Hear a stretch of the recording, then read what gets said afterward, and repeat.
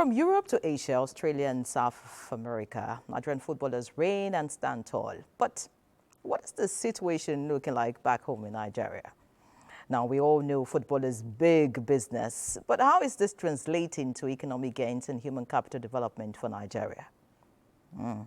Daniel Aderiye in this report delves into the talent gap in the football world in Nigeria and how a Nigerian is turning lemons into lemonades as captured in the bold effort to change the narrative surrounding our local leagues. This report is brought to you courtesy of Solution Journalism Initiative. You're aware that Nigeria is currently Africa's biggest export as far as football stars are concerned. And if you doubt me, well, you can check the list. However, the point is not about what is being or who rather is being exported. It's more about those who aren't. And I'm referring to the local leagues. But while it is easy to name and shame and poke fingers, there are those who are making concerted and intentional efforts to see that the narrative around football and sports development in general is not just always in the negative, but rather much more progressive. It's time for us to talk about the MPFL. Crazy results over the weekend. Meet Bumi Haruna, a sports journalist whose forte is reporting every and anything local football. But passion, Bumi says, is what drove him to take it even a step further and went on to become a coach. This, he says, was because of a vacuum he saw in proper coaching at the local league level. What I saw then, what I discovered was that all these players had natural talent, but it was obvious that they lacked coaching.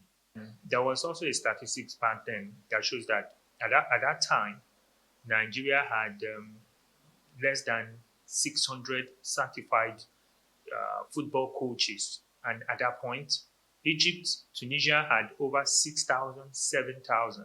So, and look at our population compared to that of Egypt, Tunisia, and the likes of them. So there was a gap. I saw a gap that could be filled. Going by available statistics, there are at least 1.2 million youths who seek greener pastures abroad in the sporting sector, specifically football. But the availability of coaches per player has proven to be a major challenge, such that many talents go unnoticed or just fade away, blending into other pathways of life, with dreams unfulfilled.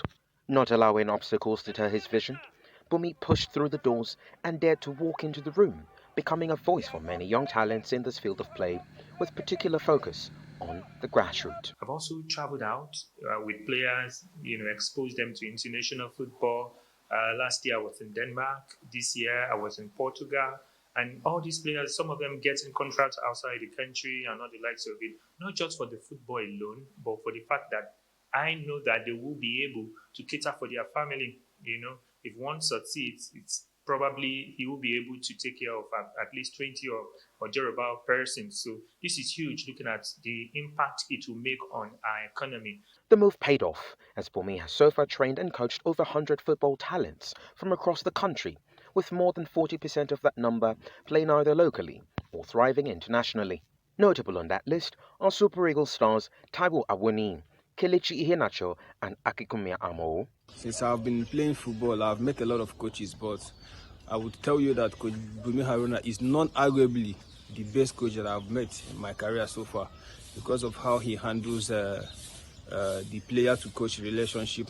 A coach who lectures you on and off the pitch, how to live your life outside football, what to do outside football. I think he should be called one of the best coaches to me. He reads opponents, he reads games. If game is not going well in first half, second half, he knows how to make changes and tell you this is how we should approach this game. And when we come back second half, we go the way he wants and how he wants us to do it. The game will go perfectly fine and we win the game. Bumi says it has not been as easy as ABC, as dribbling through funding and logistics for these young talents remains a major challenge, with no free kick in play.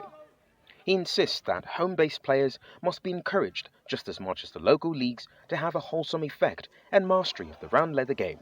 He also appealed for more participation and active engagement by organised private sector for more impact. My goal, I must not deceive you, is to see Nigeria win the World Cup.